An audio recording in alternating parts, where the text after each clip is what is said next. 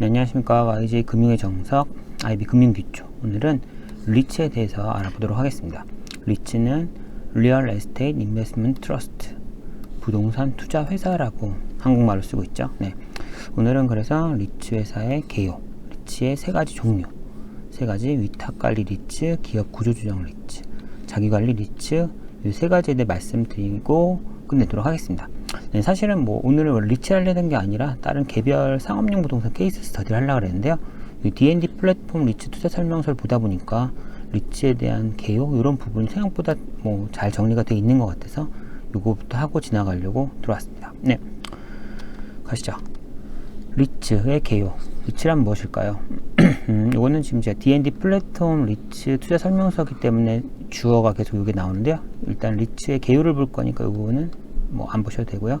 리츠는 자산을 부동산 및 부동산 관련 증권에 투자하여 임대 수익 및 매각 수익을 주주에게 배당하는 것을 목적으로 하는 회사고요. 리츠는 부동산 투자 회사법에 따라서 설립된 회사예요. 네, 일단 목적이 이런 거죠. 그리고 혹시 궁금하시면 부동산 투자 회사법이라는 리츠 근거법을 찾아보시기를 추천드립니다.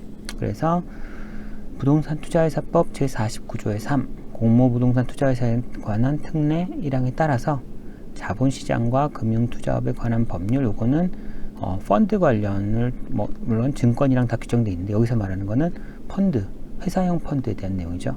제194조부터 206조까지 회사 형태의 집합투자기구, 집합투자기구가 저희 말로는 펀드예요. 펀드. 예, 회사 형태의 펀드에 관련된 규정을 포함하여 집합투자기구, 집합투자업에 관한 자본시장과 금융투자업에 관한 법률 중 일부를 적용받지 않는데요. 왜냐하면 회사형 펀드에 대해서 펀드를 통해서 뭔가 회사형으로 설립해서 부동산을 매입하는 그런 거에 대한 정의가 자본시장법에 있지만 리츠는 부동산 투자 회사법에 따라 설립된 회사이기 때문에 두 개 간에 상충되는 그런 문구들이 있으면 자본시장법과 금융투자업에 관한 법률이 적용되지 않고 부동산 투자 회사법에 따라 설립한다 라는, 이게 두 개가 사실은 국토교통부 쪽에서 만든 게 부동산 투자 회사법 리츠 쪽이고요. 이쪽은 어디지? 어쨌거나 금융회사 쪽 관련 법이죠. 그렇기 때문에 두 개가 조금은 서로 다른 베이클이어서 법이 겹치는 것도 있고, 겹칠 때 뭐를 써야 된다는 걸 정의를 해야 되니까 당연히 부투법이 우선하는 거죠. 네. 그래서 부동산 투자회사는 자산을 부동산에 투자하여 운영하는 것을 주된 목적으로 한대요. 그쵸? 목적을 설명한 거고, 부동산 투자회사법에 따라 설립된 회사로서 다수의 투자자로부터 자본을 유치하여 이것도 총 자산의 70% 이상을 부동산에 투자 운용하여 배당 가능 이익의 90% 이상을 배당하는 상법상의 주식회사, 특히 상법상의 주식회사죠. 이게 부동산 투자 회사예요. 그리고 겸사겸사 한번 이 규정을 볼까요? 부동산 투자회사법 49조의 3, 49조의 3으로 가면은 이걸로 가죠. 지금 49조의 3이 여기죠. 공모 부동산 회사의 특례, 공모를 하게 되면은, 이제 IPO를 하게 되면은 이제 자본시장과 금융투자업에 관한 법률 일부 부분에 대해서 해당되지 아니한다 라는 내용이고요. 아까 자본시장과 금융투자업에 관한 법률 부분은 보시면은 194조부터 206조죠.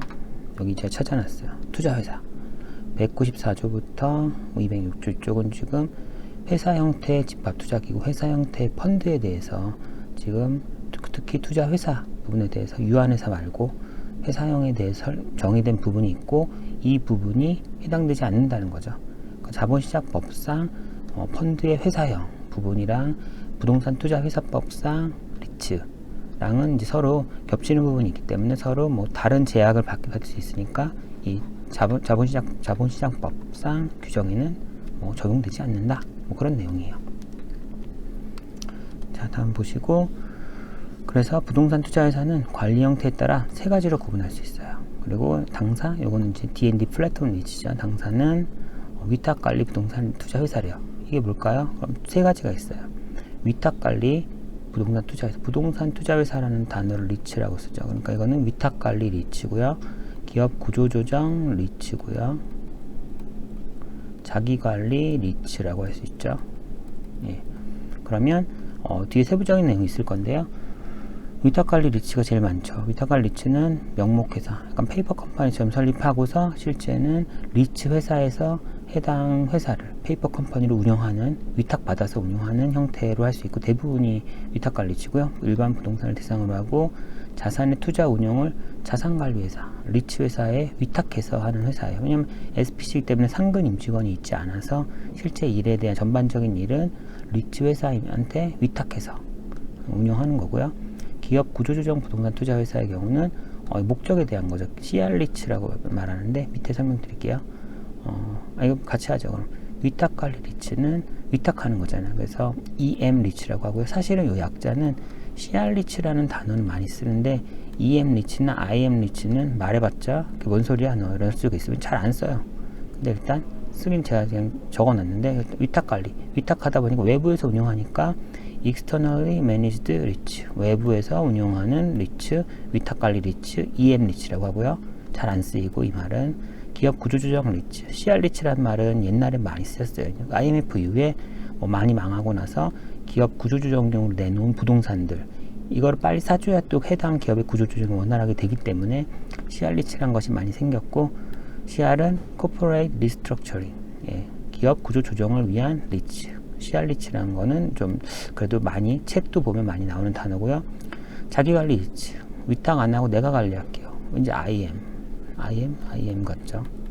IM 리츠, Internally Managed, 내부에서 직접 운영하는 리츠라고 되는 거예요, 약자. 그래서 이런 약자가 있고, 실제 이 세 놈이 있고, 약자는 주로 CR 리츠만 알면 될 것 같아요. 자기관리 리츠는 그래서 실체 회사, 페이퍼 컴퍼니가 아니라 정말 임직원을 고용해서 운영하는 회사 형태고, 해당 회사에 임직원으로 들어간 그 사람들이 이 부동산을 운영해야 되는 거죠. 자산운용 전문력도 임직원을 상근으로 두고 직접 한다라는 개념이고요. 세부적으로 볼까요? 투자회사의 세 가지 종류, 2분의 1이고 두 번째 페이지도 있어요. 위탁관리 부동산 회사, 일반적으로 externally managed 리츠, 기업 구조조정 투자회사, corporate restructuring, 자기관리, internally managed 리츠죠. 그럼 보시면은 투자 대상은 부동산이고, 여기는 기업 구조 조정 목적의 부동산. 아마 법이 정의되어 있겠지만, 예를 들어 워크아웃이나 이런 걸 하면서 매각하는 그런 기업의 부동산을 사줄 때 이게 CR 리츠에 해당하고요. 이런 세제 혜택이나 이런 게 조금 더 여기 있다는 걸로 알고 있어요. 설정이 좀 쉽나? 이런 공모 상장을 안 해도 되고, 전반적으로 좀 규제가 약해서 이게 조금 더 편하긴 하죠. 근데 하지만 그 매수하는 부동산이 기업 구조 조정을 위한 목적으로 매도하는 부동산이어야 하니까 좀 제한된 조건이기 때문에 이 상황이 많지는 않죠. 보시면 일반적인 리츠가 여기니까 이거 보시면은 공모형, 사모형 이렇게 있고, 설립 주체는 발기인들이 당연히 설립을 할 거고요. 감독은 국토교통부 금융위원회. 다 똑같죠? 다 똑같아요. 여기까지 다 똑같고, 회사형, 회사는 명목회사, SPC죠. 상근 임직원이 없어요. 그래서 externally managed, 리츠 회사 직원이 리츠 회사가 위탁해서 운영을 하고요. 여기도 역시 리츠가 운영을 하고요. 여기는 실제 고용한 상근 임직원이 운영을 해요. 그래서 여기는 리츠 회사에서 이런 여러 리츠를 관리할 수 있지만, 여기는 해당 회사에 소속돼서 일해야 되니까 여러 리츠를 관리하기는 어렵겠죠. 네. 그리고 최저 자본금 50억, 70억이고, 주식 분산은 1인당 50% 이내. 이거는 제한이었고요. 그리고 이거는 50% 이내. CR 리츠가 조금 더 항상 규제가 전반적으로 루즈해요. 네. 그리고 주식 공모는 30% 이상 꼭 공모를 해야 돼요. 그리고 여기는 사모가 가능. 이 조건이 많았죠. 공모라는 것 자체 절차가 사실은 되게 좀 복잡하고 어려운 절차이기 때문에, 또 투자자도 공모로 제한하기 때문에, 그러니까 일반 투자자들 들어오기 때문에 좀 프라이빗하게 크로징 하려는 그런 딜들은 사실은 CR 리츠 구조로 많이 갔었죠. 네. 그리고 30% 이상 공모해야 된다. 상장이 이건 이제 요건 충족 즉시 되면 곧장 해라 라는 거고, 의무사항도 아니고 얘도 즉시. 그리고 여기서 지금 좀 CR 리츠가 공모에 대해서 많이 풀어주고 있는 거죠. 그리고 현물 출자는 최저 자본금만 현금으로 있으면 그 이후에는 현물, 부동산으로 출자해서 들어올 수도 있는 거죠. 그런 개념이고요. 다음 페이지 보시면 역시 위탁관리, externally managed 리츠 같은 경우는 자산 구성은 부동산이 70% 이상이에요. 왜냐면 이 법 자체가 부동산 투자 회사법상 회사잖아요. 리얼 에스테이트 인베스트먼트 트러스트, 부동산 투자 회사법상 회사니까 부동산을 투자해야겠죠. 그래서 70% 이상을 부동산에 해야 되고요. 여기도 역시 부동산이 70% 이상인데 기업 구조 조정 목적의 부동산이 70% 이상인 거고, 자기 관리도 뭐 관리가 누가 하냐에 차이지 대상이 바뀌진 않으니까 똑같을 거고요.